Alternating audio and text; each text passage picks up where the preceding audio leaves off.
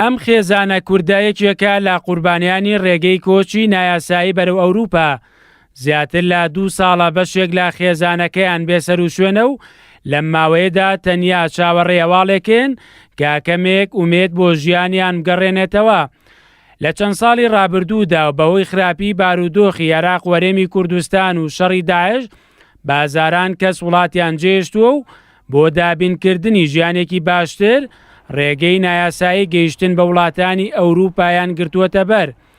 بەڵام ئەوەی بەدی دەکرێت سەرباری گەیشتنیان بۆ وڵاتانی ئەوروپا بەهۆی توندکردنی یاساکانی پەنابەرێتی بەدایان هەزار کۆچبەر ڕوبەڕووی بارودۆخێکی خراپ بوونەتەوە. ئەمە جگەلەوەی بازارانی تر بەهۆی مەترسی ئەو ڕێگەی کە کۆچی لێوە دەکەن بوونەتە قوربانی. من کوڕەکەم دیار نییە لەگەڵ شوبراکەمە لەگەڵ کوڕی خوشکەکەمە هەرسێکیان هەتا ئێستا هیچ دیار نین، هیچ شتێکشمان بۆ نەکراوە. هەتا ئێستا سییانیان مەیتەکانیانمان وەرگرتوتەوە، سییانیان هەر نادیارن. یعنی تا ئێستا هیچ نەدڵنیانێ نە سۆراخیانەیە، فەحسمان نردووە، هەموو شتێکمان کردووە، دایمە پەیوەندیمان کردو بەم ڕێکخراوشتانەوە، تا ئێستا هیچ شتێکمان دەست نەکەوتووە.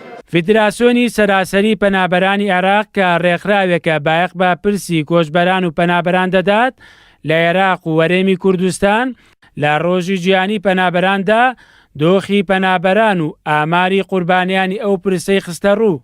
لە ماوەی 1 ساڵی ڕابردووە زیاتر لە 65,000 هاوڵاتی عێراقی کۆچیان کردو بەرە و دەرەوەی وڵات و لە 43 وڵاتی دنیاە داوانامی مافی پەنابەریان پێشکەش کردووە. بەداخەوە لە ماوەی چەند مانگی ڕابردووە چەندین جاری کرد ڕووداوی نەخوازرا و ڕوویاوە 59 کەس لەو ڕێگایە گیانیان لەدەستداوە بە سەر و شوێن بوونە. ئێمە وەکو فیدراسیۆنی پەنابەران سەرجەم ئەو تەرمانی کە بوونی هەبووە توانیمانە بیان گەڕێنەوە.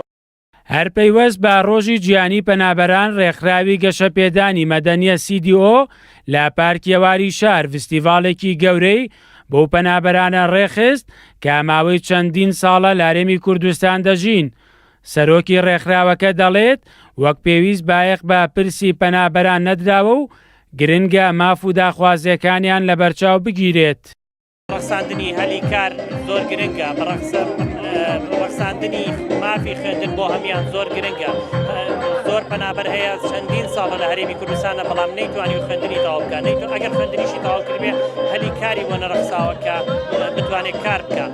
بۆیە بارودۆخی ئابووریان زۆر خراپە، هەندێکیان کێشەی یاساییان هەیە کە پێویستەکە لەگەڵ حکوومەتی عێراقی بە زووترین کات چارەسەر بکرێت.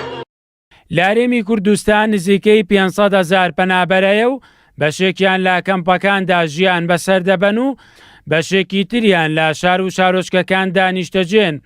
لەگەڵەوەشدا بەهۆی ئەو بارودۆخەی کە هەندێک لە وڵاتانی دەوروبەری پێدا تێپەڕ دەبێت تا دێت ژمارەکە لە زیادبووندایە. مەریوانە بڵا، کورسات نیوز، سلێمانی.